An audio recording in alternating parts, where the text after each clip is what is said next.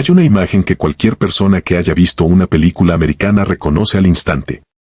Una calle suburbana tranquila, árboles a los lados, casas con jardín, y ese vehículo enorme, amarillo, inconfundible, deteniéndose frente a una casa mientras un niño sube corriendo con su mochila.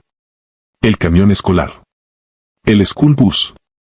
Una imagen tan repetida, tan presente en la cultura americana, que casi parece parte del paisaje natural de ese país. Como las ardillas en los parques o las banderas en los porches. Y entonces te preguntas, si vives en México, ¿por qué aquí eso no existe? No de esa manera. No con ese sistema. No con esa presencia.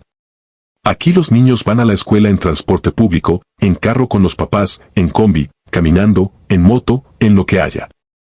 Pero ese camión amarillo institucional, organizado, omnipresente, que recoge a cada niño en la puerta de su casa y lo lleva sano y salvo a la escuela, eso en México es prácticamente inexistente a nivel masivo.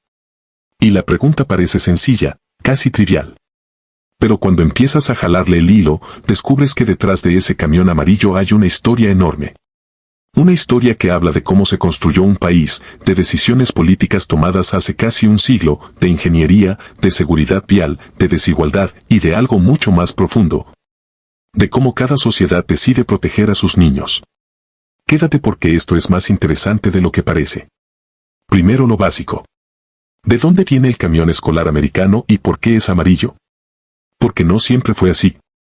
Durante las primeras décadas del siglo XX, cuando el automóvil apenas estaba conquistando las carreteras de Estados Unidos, el transporte escolar era un caos.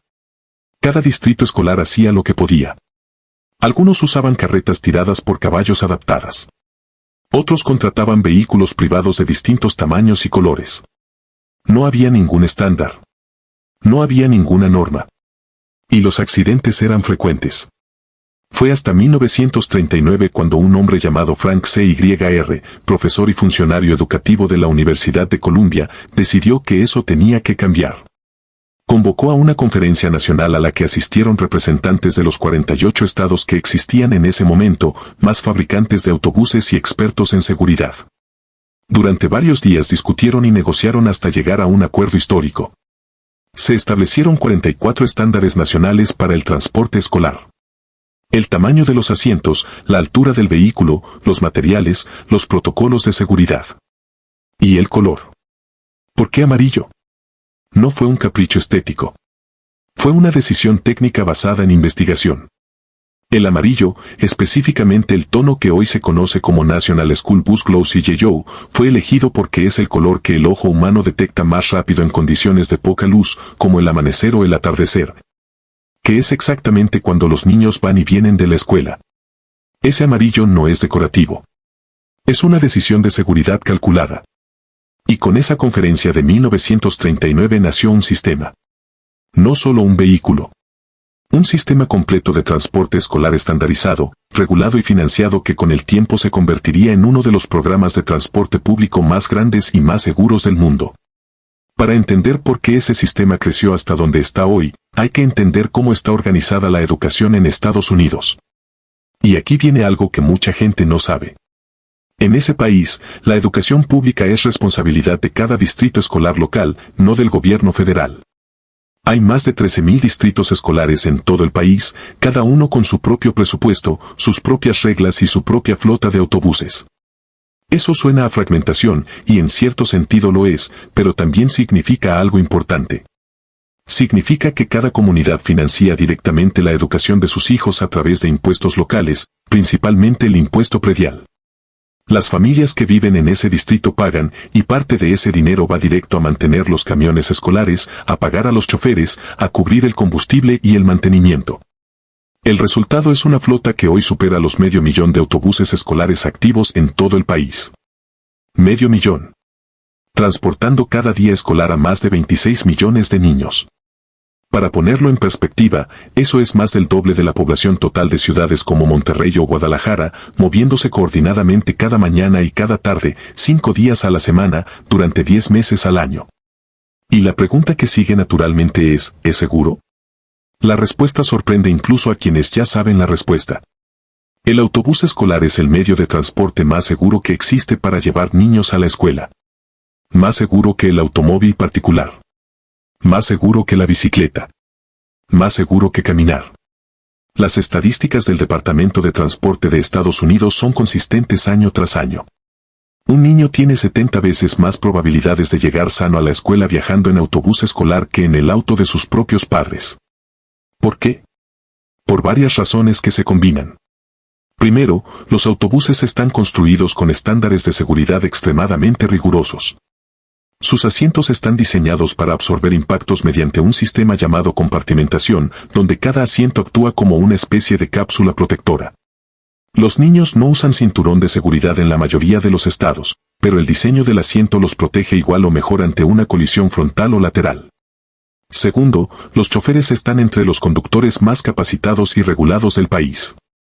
Para manejar un autobús escolar en Estados Unidos necesitas una licencia comercial especial, pasar revisiones médicas periódicas, someterte a verificaciones de antecedentes penales, completar horas de entrenamiento específico y aprobar pruebas tanto en simulador como en carretera real. No es un trabajo que cualquiera pueda tomar un lunes por la mañana. Tercero, las leyes protegen el momento más peligroso de todo el trayecto, que no es el viaje en sí, sino cuando el niño sube y baja del autobús. En todos los estados, cuando un autobús escolar se detiene con las luces rojas encendidas y extiende su señal de stop, todos los vehículos en ambos sentidos de la calle están obligados a detenerse completamente. Violar esa ley implica multas severas, puntos en la licencia y en algunos estados incluso cargos penales. El sistema legal rodea al niño con una burbuja de protección incluso en la banqueta. Todo esto junto crea algo que va más allá de un simple vehículo. Crea una infraestructura de confianza. Los padres saben que cuando su hijo sube a ese camión amarillo, existe todo un sistema diseñado específicamente para que llegue bien. Esa certeza tiene un valor enorme que no siempre se mide en estadísticas pero que se siente todos los días en millones de familias americanas. Entonces, ¿por qué en México no existe algo así? La respuesta, como casi siempre cuando se comparan dos países, no es una sola cosa. Es una combinación de factores históricos, económicos, políticos y culturales que se fueron acumulando durante décadas hasta producir una realidad completamente distinta. El primer factor es estructural. En México, la educación pública es responsabilidad del gobierno federal y de los gobiernos estatales, no de comunidades locales con presupuestos propios. Eso significa que no existe el equivalente mexicano del distrito escolar americano con capacidad de recaudar impuestos locales y destinarlos directamente a servicios como el transporte. El dinero para educación viene de arriba hacia abajo y en ese camino se diluye, se fragmenta y rara vez llega a financiar algo tan específico como una flota de autobuses. El segundo factor es de escala y geografía. Estados Unidos tiene una densidad poblacional y un patrón de asentamiento que favoreció históricamente la construcción de escuelas grandes que sirven a áreas residenciales amplias.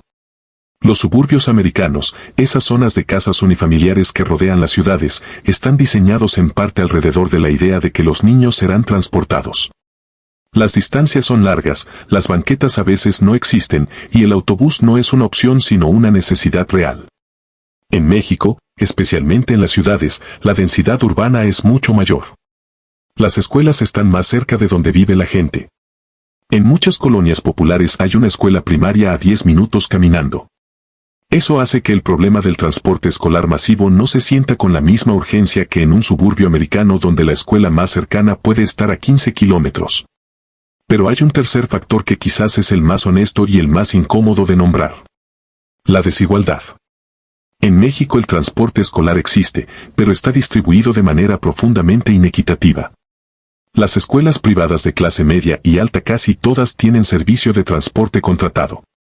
Camionetas, vans, minibuses con aire acondicionado, rutas organizadas, personal de apoyo. Los hijos de las familias con recursos viajan seguros y cómodos. Los hijos de las familias que no pueden pagar ese servicio viajan como pueden. En transporte público saturado, en combis sin cinturones, colgados en microbuses, cruzando avenidas de alto tráfico, a veces solos desde los 6 o 7 años. La brecha no es invisible. Se ve todos los días a las 7 de la mañana en cualquier ciudad mexicana. Pero como es una realidad normalizada, rara vez se cuestiona con la seriedad que merece. Y aquí viene el dato que duele. México tiene una de las tasas más altas de mortalidad infantil por accidentes de tráfico en toda América Latina. Los niños en edad escolar son uno de los grupos más vulnerables en las calles mexicanas. No porque sean descuidados ni porque sus familias no los quieran, sino porque el sistema no fue diseñado para protegerlos durante ese trayecto cotidiano que para millones de ellos es el momento de mayor riesgo del día. Eso no es un juicio moral. Es una consecuencia de décadas de decisiones, omisiones y prioridades. Y entenderlo es el primer paso para imaginar que las cosas podrían ser distintas. Hay un momento en este tipo de comparaciones donde es fácil caer en la trampa de idealizar lo de afuera y despreciar lo de adentro. De ver el camión amarillo americano como prueba de que allá todo funciona mejor y aquí todo está roto. Pero la realidad, como siempre, es más complicada que eso. El sistema de transporte escolar americano tiene sus propias grietas. En los últimos años, muchos distritos escolares han enfrentado una crisis severa de escasez de choferes. Conducir un autobús escolar es un trabajo demandante, con horarios partidos, responsabilidad enorme y salarios que en muchos distritos no han crecido al ritmo del costo de vida. Miles de rutas han sido canceladas o reducidas porque sencillamente no hay quien maneje los camiones. Algunos distritos han tenido que pedirles a los padres que lleven a sus hijos, lo cual genera caravanas de autos frente a las escuelas y todo el caos que eso implica. Además, el sistema funciona bien en los suburbios de clase media pero tiene serias deficiencias en zonas rurales remotas y en comunidades urbanas pobres donde la infraestructura vial no permite rutas eficientes. No es un sistema perfecto ni igualitario dentro del propio Estados Unidos. Y sin embargo, la idea central sigue siendo poderosa. La idea de que una sociedad puede decidir colectivamente que el trayecto de sus niños a la escuela es un asunto público, no privado. Que no debe depender del ingreso de cada familia ni de la suerte geográfica de vivir cerca o lejos de una escuela. Que hay un estándar mínimo de seguridad al que todo niño tiene derecho simplemente por ser niño. Esa idea no es exclusivamente americana. En Japón, los niños de primaria caminan en grupos organizados llamados torimuichi, supervisados por adultos voluntarios de la comunidad, con rutas establecidas y señalizadas. El sistema no usa autobuses, usa comunidad organizada. Y funciona. En Alemania, el transporte escolar está integrado al sistema de transporte público, con tarifas subsidiadas o gratuitas para estudiantes y coordinación entre horarios escolares y rutas de autobús. En Finlandia, uno de los países con mejor educación del mundo, el transporte escolar gratuito es un derecho legal para cualquier niño que viva a más de 5 kilómetros de su escuela. Distintas soluciones, mismo principio. El trayecto escolar no es un problema de las familias. Es un problema de la sociedad. México no ha sido completamente ajeno a esta discusión. En algunas ciudades han existido experiencias interesantes. Programas de transporte escolar subsidiado en municipios específicos, rutas de autobús adaptadas a horarios escolares en ciertas zonas, iniciativas privadas y sociales que intentan cubrir ese hueco. Pero han sido esfuerzos aislados, sin continuidad, sin escala, sin la institucionalidad necesaria para convertirse en un sistema real. Lo que sí ha crecido en años recientes es la conciencia del problema.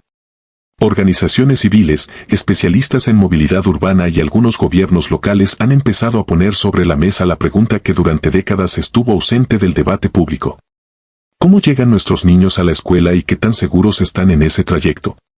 Esa pregunta, aunque tardía, es el principio de algo. Porque los sistemas no cambian de golpe. Cambian cuando suficiente gente decide que el statu quo es inaceptable y empieza a exigir algo distinto. Volvamos al principio. A esa imagen del camión amarillo deteniéndose frente a una casa en una película americana. Ahora ya sabes que detrás de esa imagen hay casi 90 años de historia.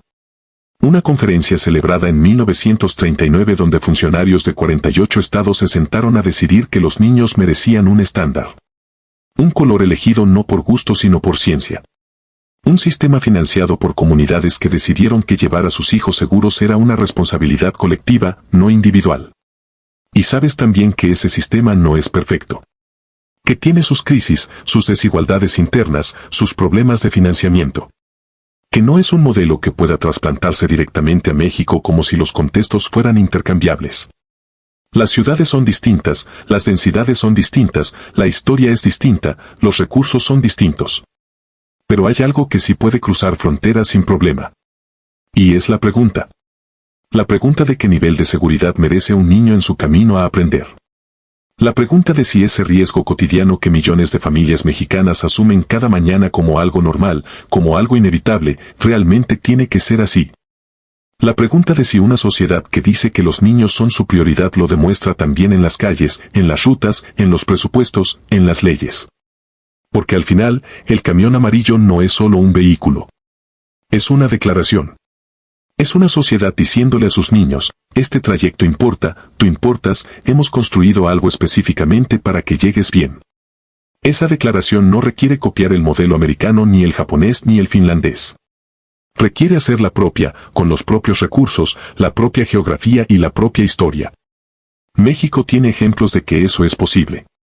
Tiene ingenieros, urbanistas, educadores y familias que llevan años pensando en estas soluciones. Tiene ciudades que han experimentado con movilidad escolar segura y han demostrado que funciona. Lo que ha faltado no es capacidad ni creatividad. Lo que ha faltado es la decisión política de convertir esas experiencias aisladas en política pública permanente. Y esa decisión, como todas las decisiones importantes en una democracia, empieza cuando suficiente gente entiende el problema, lo nombra y exige que se resuelva. La próxima vez que veas ese camión amarillo en una película no lo veas como un símbolo de lo que México no tiene. Míralo como una pregunta que México todavía no ha terminado de responder. Y parte de la conversación que puede cambiar eso. Porque los sistemas que protegen a los niños no nacen solos. Los construyen las sociedades que deciden que vale la pena construirlos. Y con eso terminamos el video de hoy. Si te pareció interesante, si te hizo pensar, si te dejó con algo nuevo en la cabeza, dale like. Ese pequeño gesto nos ayuda muchísimo a que más personas puedan encontrar este contenido. Y si aún no formas parte de este canal, suscríbete. Cada semana exploramos preguntas que parecen simples y resultan ser mucho más profundas de lo que imaginabas. Nos vemos en el siguiente.